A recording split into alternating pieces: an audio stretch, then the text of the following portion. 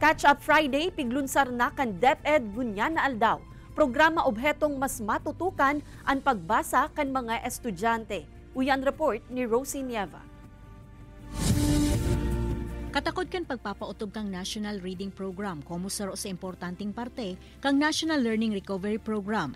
Piglunsar ngunya na aldaw kan Department of Education ang Catch Up Fridays. Buot sa bihon, tuyong Biyernes matutok na sana ang mga partukdo asin estudyante sa reading and numeracy.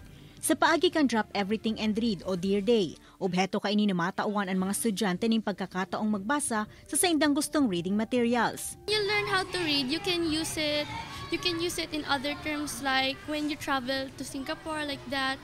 Because like when you meet someone, they speak English and you don't. From the word catch up, masagot po namin yung, kasi totoo talaga sir na nagkaroon talaga kami ng mga slow reader, non-reader. So siguro po, isa na rin po itong way to answer na ang mga aki talaga mag-focus sa reading. Target man kan aktibidad na pakusugon ang kaaraman kan mga aki bako sana sa pagbasa, alagad pati sa critical thinking, analytical and writing skills.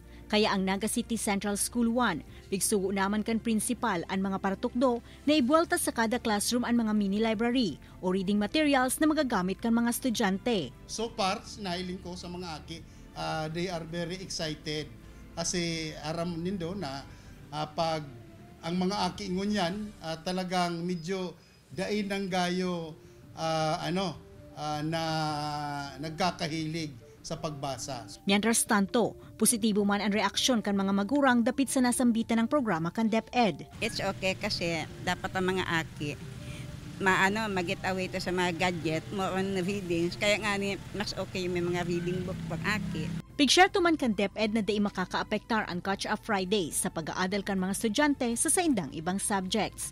Ini si Rosie Nieva, Balitang Bicolanja.